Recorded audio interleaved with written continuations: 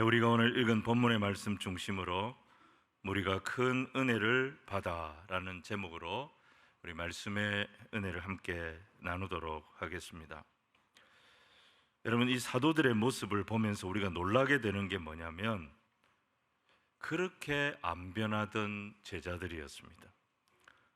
예수님께서 십자가를 지시기 위해 예루살렘에 올라가실 때도 이 제자들의 관심이 뭐였습니까? 예수님이 예루살렘에 올라가셔서 왕이 되시면 예수님 좌우편 측근 자리는 누가 차지할 것인가? 이것 때문에 서로 갈등하고 싸웠습니다. 십자가 지시기 전날 밤에 예수님은 겟세마네에 올라가서 땀이 피가 되도록 기도하고 계시는데 제자들은 잠에 빠져 있었습니다. 이들은 예수님이 십자가에 죽임을 당하시자 어떻게 행동합니까? 두려움과 절망에 빠져서 전부 다 고향으로 도망을 갔습니다. 예수님이 부활하셨다, 이 소식을 목격자들, 여인들에게 들었지만 누가복음 24장 11절 보시면 사도들은 그들의 말이 허탄한 듯이 들려 믿지 아니했다 그랬습니다. 부활을 의심하는 수준이었던 것입니다. 예수님이 3년 동안 숙식을 같이 했던 제자들입니다. 그렇게 보여주셨고 그렇게 들려주셨음에도 이 사람들이 변한 것이 없었습니다. 그런데 이랬던 제자들이 성령 강림 사건 이후에 급격하게 변하기 시작합니다. 그렇게 자기 중심적이었던 제자들, 이 제자들이 핍박을 당하면서도 그리스도의 복음을 전하는 사람으로 변화가 됐던 것입니다. 이 변화의 핵심은 성령님이셨습니다. 성령님이 아니면 여러분, 사람 안 바뀝니다. 성령이 임하실 때 사도행전의 교회가 시작이 되어졌고 성도들의 변화도 성령의 강림과 함께 이루어졌던 것입니다. 자, 두 가지 변화가 일어나거든요. 성령을 경험한 성도들에게 두 가지 변화가 일어나는데 그 첫 번째는 그들의 기도가 달라졌습니다. 그리고 두 번째는 그들의 삶의 변화가 나타났습니다. 여러분, 이게 진짜 변화인 거예요. 이 변화를 누가 일으켰느냐? 성령 하나님께서 일으키셨습니다. 여러분, 성령 하나님은 우리의 안과 밖을 변하여 새롭게 하시는 하나님의 영이 되심을 믿으시기를 바랍니다. 자, 오늘 두 가지로 말씀을 나눌 텐데 첫 번째가 사도들의 달라진 기도의 모습입니다. 성령 강림 이후에 베드로와 요한은 성전 미문 앞에서 구걸하던 한 지체 장애인을 발견하고 이 사람이 그들의 눈에 들어옵니다. 이 사람에게 예수 이름의 권세를 선포해서 일어나게 합니다. 자, 이런 일이 벌어지자 사람들이 몰려옵니다. 솔로몬의 행각에서 베드로는 몰려온 사람들에게 설교를 했고 베드로의 설교를 들은 사람들 중에 믿는 자가 생기기 시작했습니다. 오순절 성령 강림 사건 때 예루살렘에서 복음을 듣고 돌아온 자들이 3,000명이 돌아왔는데요, 이 지체 장애인이 일어서는 기적사건 이후에는 5,000명이 믿고 돌아오는 그야말로 놀라운 부흥이 일어났습니다. 그런데 이 부흥과 함께 뭐가 시작이 되느냐? 핍박이 시작이 됐습니다. 사실은 핍박하는 사람이 있고 핍박당하는 사람이 있잖아요.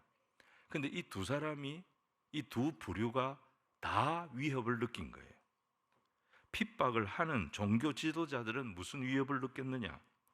이런 식으로 가다가는 우리가 가지고 있는 이 종교 권력의 기반이 저 사람들에게 다 넘어가겠다, 이런 위협을 느낀 거예요. 그리고 사도들은 어떤 위협을 느꼈느냐? 야, 예수님을 죽였던 이 땅의 종교 권력이 이제는 우리까지 죽이려고 하는구나, 이 위협을 느낀 거예요. 자, 위협은 양측이 동일하게 느꼈는데 그 대처하는 방법은 완전히 달랐던 것입니다. 종교 지도자들은 위협을 느꼈을 때 어떤 행동을 합니까? 모이기는 모였는데 모여서 회의를 합니다. 대책 회의를 한 거죠. 5절, 6절을 보시면 관리들, 제사장들, 장로들 이런 사람들이 다 모였다 그랬어요. 이게 산헤드린 공의회의 의원들입니다. 이 사람들이 가야바의 집에서 체포된 예수 그리스도를 십자가에 못 박아 죽이도록 종교 재판을 했던 사람들입니다. 이 사람들이 다시 모였어요. 어떻게 할 건가? 이들이 회의를 하기 시작한 겁니다. 자, 똑같이 위협을 느꼈어요, 사도들도. 근데 사도들은 어떻게 합니까?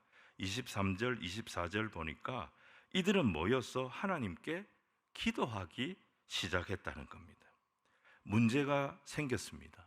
위기 상황이 벌어졌습니다. 두 사람이 됐든지 세 사람이 됐든지 교회 공동체는 어떤 모델을 따라가야 되느냐? 사도들처럼 모여서 함께 기도하는 겁니다. 하나님의 답을 들으려고 하는 겁니다. 하나님의 마음을 헤아리려고 하는 겁니다. 이 모습이 우리에게 있어야 하는 것입니다. 여러분, 회의를 많이 하고 회의를 오래 하면 답이 나올 것 같은데 사실 회의 오래 해가지고 답을 찾는 경우는 거의 없습니다. 삼자 대면하면 오해가 풀리고 일이 다 해결될 것 같은데 삼자 대면하면 싸움만 일어납니다. 사도들은 어떻게 합니까? 회의하지 않았습니다.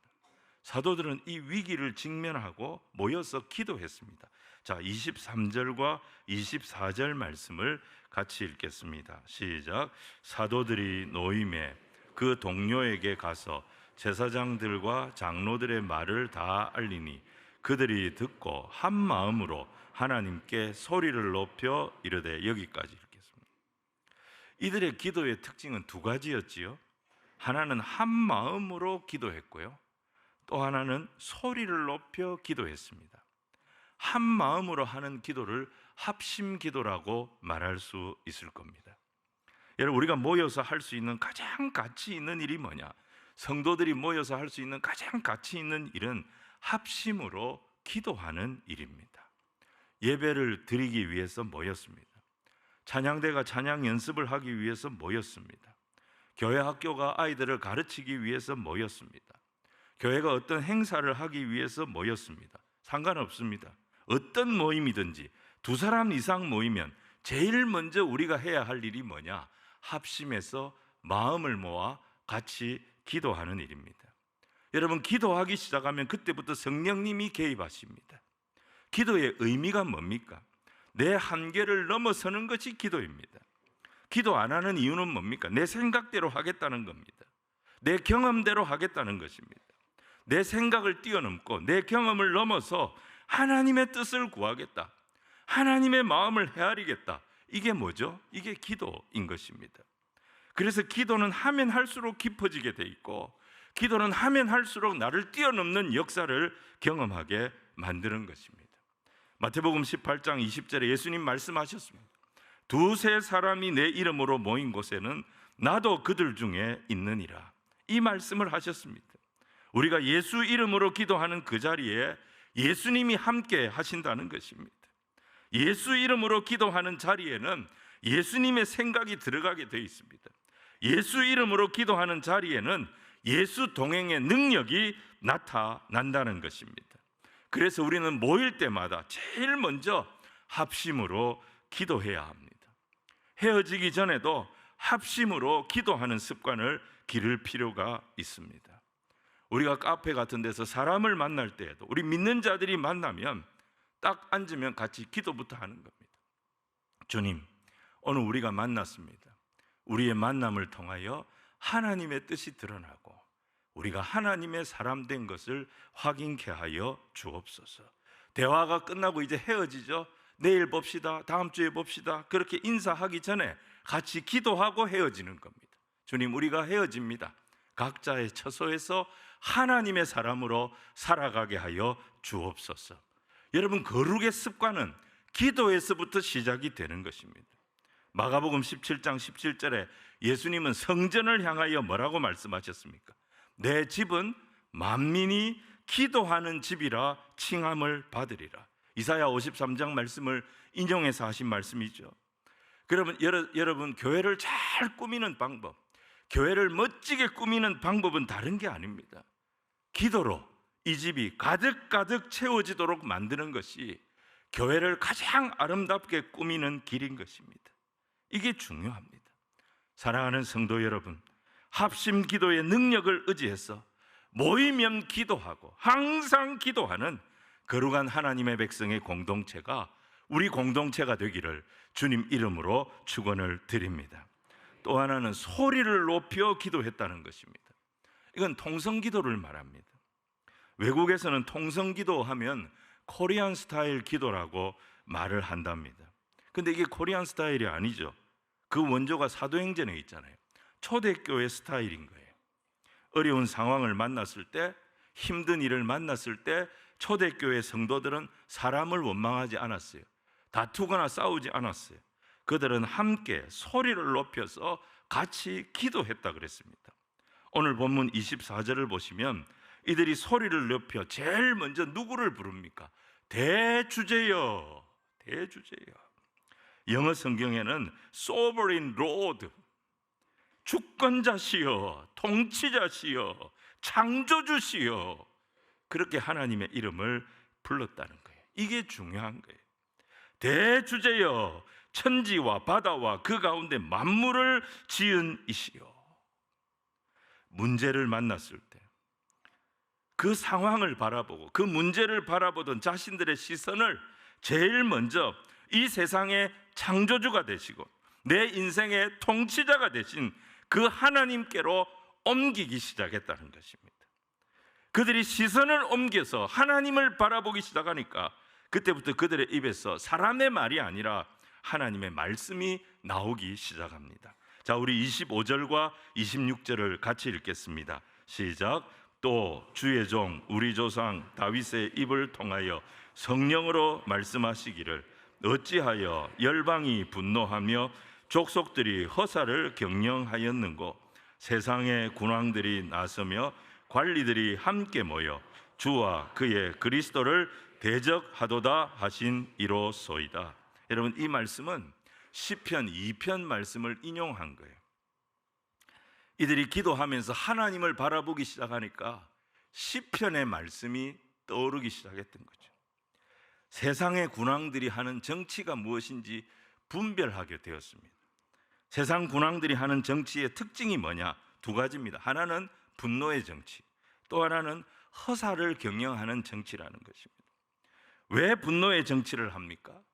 여러분, 이 세상은 탐욕과 죄로 물든 세상이에요. 본질이 악합니다. 악이 일하는 방식이 뭡니까? 사람들의 마음을 격동시키는 거예요. 그 격동이 짜증을 만들어냅니다. 그 격동이 분노를 일으킵니다. 그 분노가 적게는 다툼을 만들고요, 크게는 국가와 국가 간의 전쟁까지 일으키는 것입니다. 어떤 성도가 이런 고백을 하시더라고요. 자기가 왜 새벽 기도를 하느냐? 새벽 기도를 안 하면 아침부터 짜증이 난다는 거예요. 근데 새벽 기도를 하고 나면 오후부터 짜증이 난다는 거예요. 그래서 자기는 기도를 안 하면 안 된다는 거예요. 우리도 마찬가지입니다. 내 영혼이 기도로 깨어있지 않으면 짜증을 못 이겨요. 분노를 이기기가 어렵습니다. 분노가 폭발하면 반드시 싸움이 일어나고요, 이 싸움이라고 하는 것은 우리를 불신하게 만들고 분열하게 만들어서 영적인 생태계를 파괴시켜버리는 거예요. 마귀가 원하는 게 바로 이겁니다. 공중 권세 잡은 마귀는 이 세상을 그래서 분노의 힘으로 자꾸 조종하려고 하는 것입니다. 그래서 하나님의 백성이 이 마귀에게 조종당하지 않으려면 우리는 뭐부터 해야 되느냐? 기도부터 해야 하는 거예요. 기도하면 하나님께서 우리의 마음에 평강을 주십니다. 기도하면 우리에게 세상을 이길 능력, 세상을 이길 지혜를 주십니다. 자, 허사를 경영한다는 것은 열심히 살기는 사는데 헛된 것에 열심하게 된다는 것입니다. 여러분, 사람들은 이 세상 한번 잘 만들어 보겠다고 시위도 하고 데모도 하고 그렇게 합니다. 그런데 여러분, 혁명의 배반이라는 말이 있습니다. 이 사회학 용어입니다. 혁명의 배반. 혁명의 배반, 저항의 기억이라는 책이 있어요. 한 10여 년 전에 나온 책인데요. 이 책이 뭘 다룬 책이냐면 프랑스 혁명을 다룬 책입니다. 프랑스 혁명에는 화려한 표어가 붙어 있었어요. 자유, 평등, 박애. 근데 그 이면에 가려진 이 프랑스 혁명의 민낯을 보여주는 책이 바로 이 책입니다. 혁명을 주도했어요. 그래서 그 혁명을 성공했어요. 근데 결국 결과가 뭐냐 봤더니 혁명을 주도했던 사람들이 세상을 다 자기 것으로 만들어 버리더라는 것입니다. 빅토르 위고가 썼던 레미제라블도 똑같은 지적을 하고 있지 않습니까? 사람이 만드는 유토피아라고 하는 것은 없더라. 이게 그 소설의 내용이지 않습니까? 이사야 57장 20절 보시면 그러나 악인은 평온함을 얻지 못하고 그 물이 진흙과 더러운 것을 늘 솟구쳐내는 요동하는 바다와 같으니라. 여러분, 여기서 악인은요, 나쁜 사람이 아니에요. 하나님을 향한 신뢰가 없는 사람, 하나님을 모르는 사람, 하나님을 향한 믿음이 없는 사람을 말하는 거예요. 하나님을 향한 믿음이 없는 사람은 그 마음에 뭐가 없다고요? 평온함이 없대요. 평강이라는 게 없다는 거예요. 늘 뭐가 솟구쳐 올라오느냐? 진흙과 더러운 것이 솟구쳐 올라오는 요동치는 바다와 같다는 거예요. 너무너무 정확한 표현인 거예요.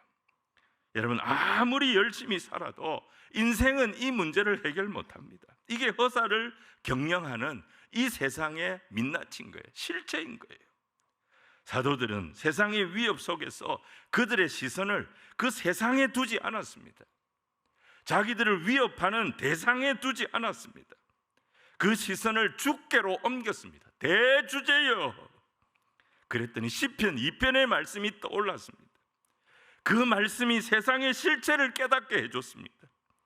그 지혜를 기초로 사도들은 기도하기 시작합니다. 그 기도가 어떤 기도냐? 이 세상 속에서 성령을 구하는 기도를 했던 것입니다. 29절부터 31절 말씀을 우리 같이 한번 읽겠습니다. 시작. 주여, 이제도 그들의 위협함을 굽어 보시옵고 또 종들로 하여금 담대히 하나님의 말씀을 전하게 하여 주시오며 손을 내밀어 병을 낫게 하시옵고 표적과 기사가 거룩한 종 예수의 이름으로 이루어지게 하옵소서 하더라. 빌기를 다하며 모인 곳이 진동하더니 무리가 다 성령이 충만하여 담대히 하나님의 말씀을 전하니라. 위협 때문에 모인 거예요. 위협 때문에 기도한 거예요. 근데 이들의 기도는 위협을 피하게 해달라, 위협을 벗어나게 해달라는 기도가 아니라 그 위협을 담대하게 이겨낼 수 있는 힘을 달라는 기도였던 것입니다.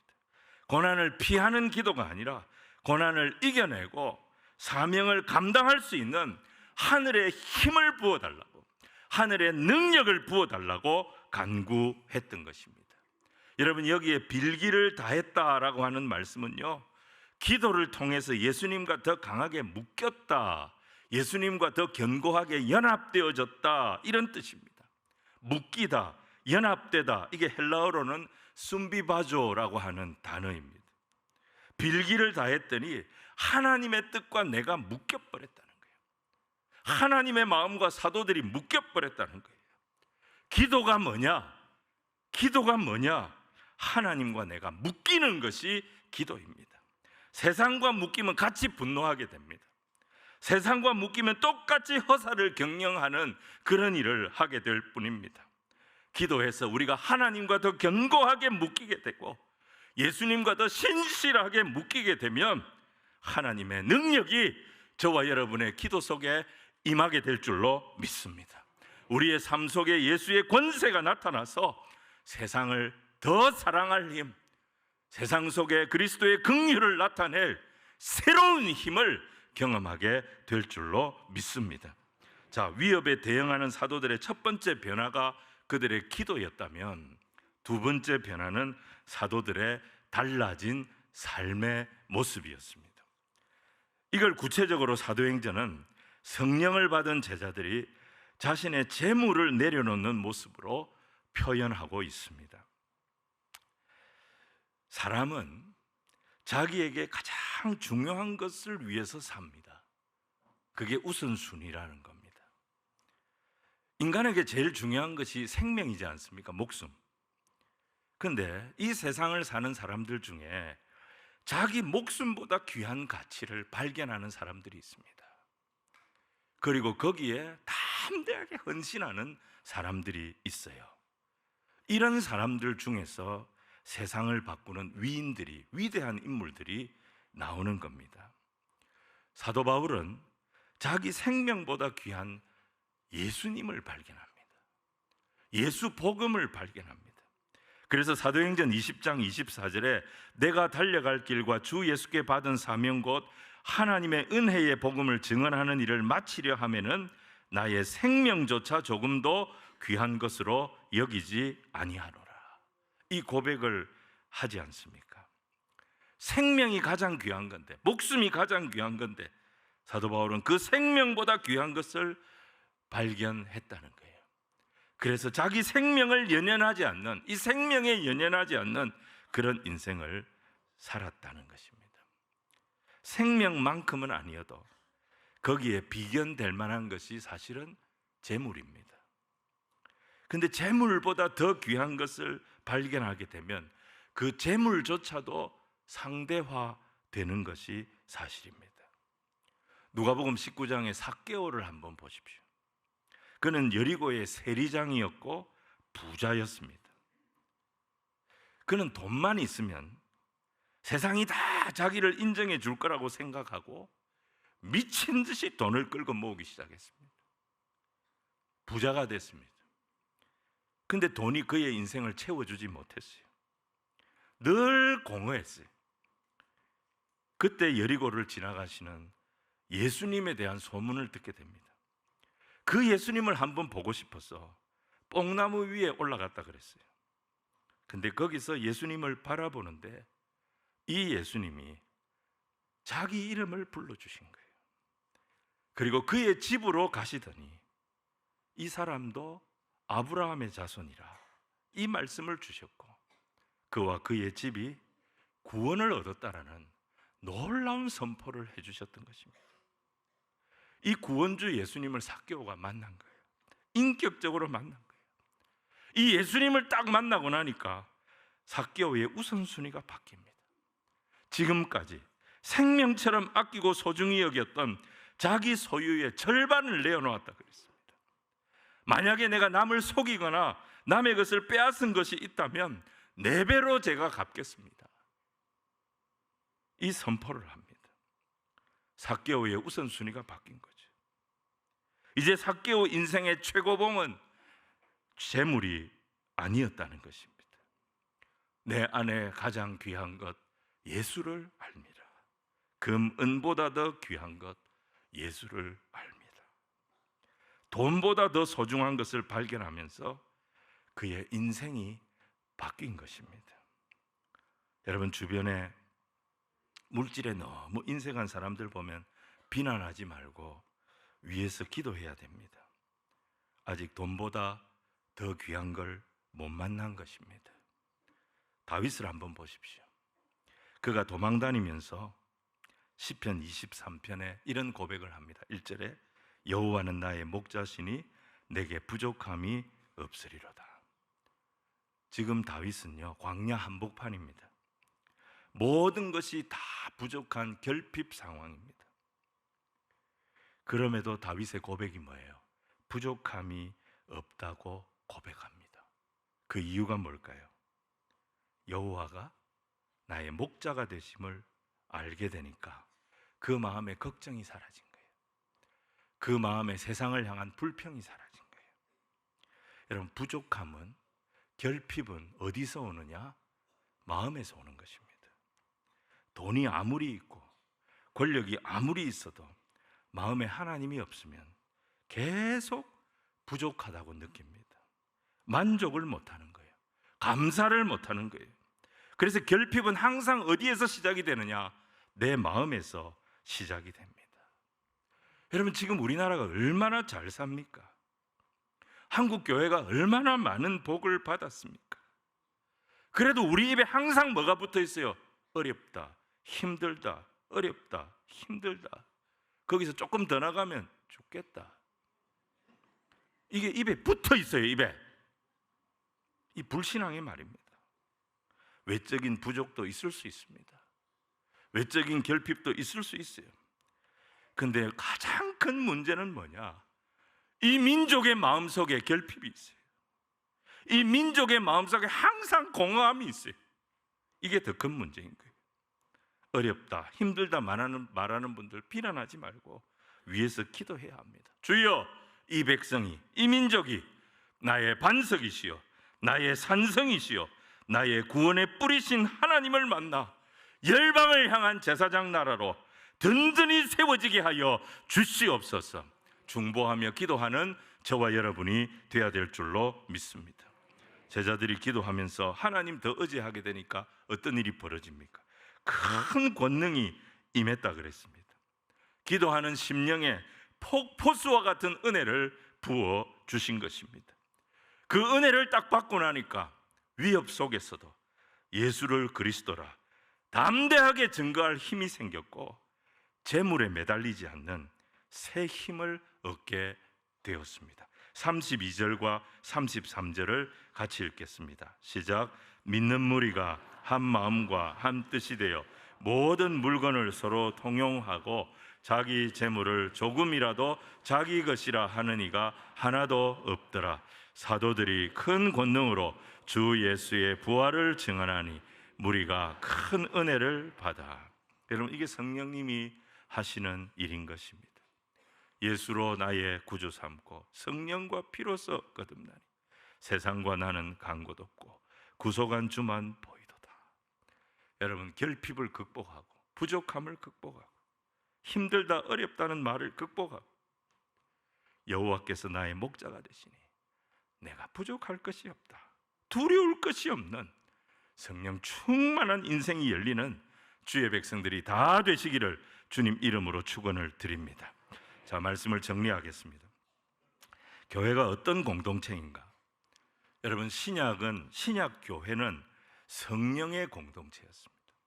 사도행전 1장에서 예수님 부활 승천하시면서 성령을 주시겠다고 약속하셨어요. 그리고 2장에 그 약속하신 성령이 임하십니다. 그러면서 교회가 탄생합니다.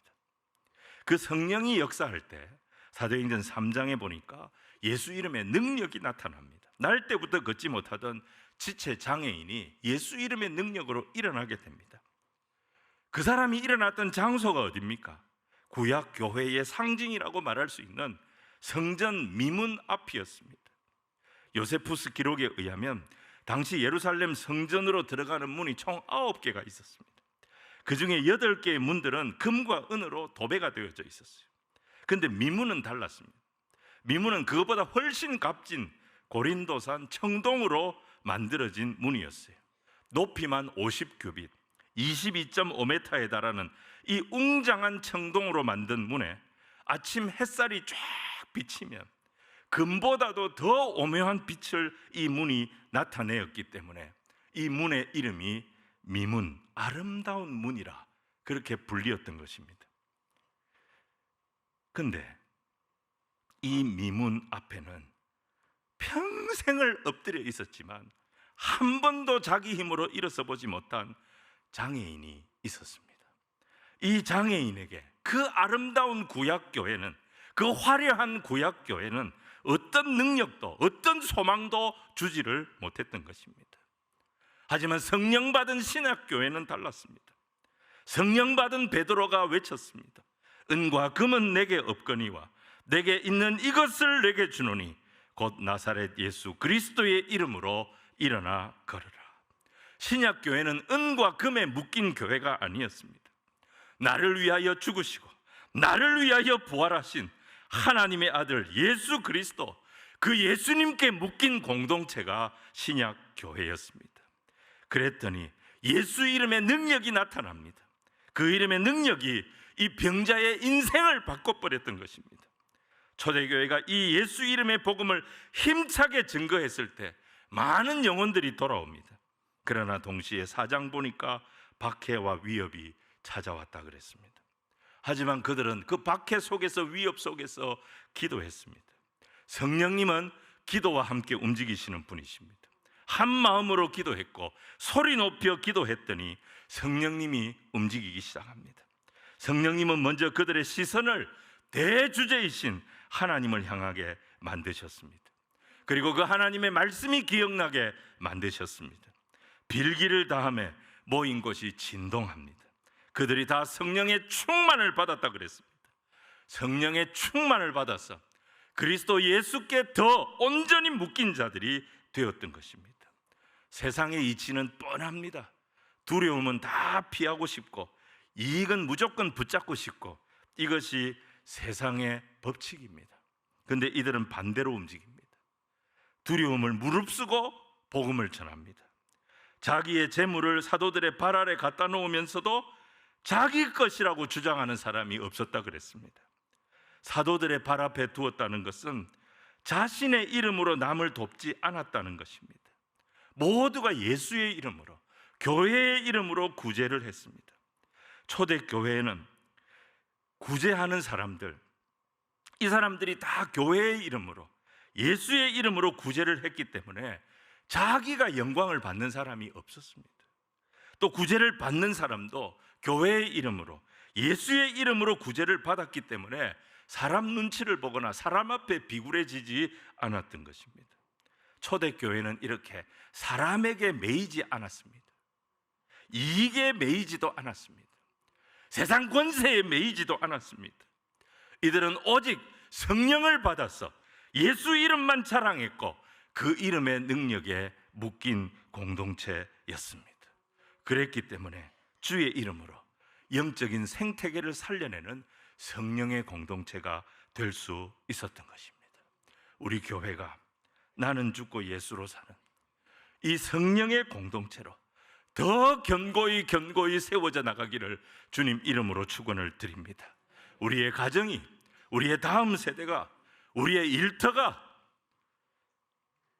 예수 이름에 묶이고 예수 이름의 능력에 묶이고 예수 복음을 드러내는 우리 주님께 온전히 묶인 그런 공동체가 되어져서 하나님께서 우리에게 허락하신 이 울산 땅의 복음 생태계를 다 살려내는 은혜의 통로로 쓰임받는 거룩한 주의 백성들 다 되시기를 주님 이름으로 축원을 드립니다.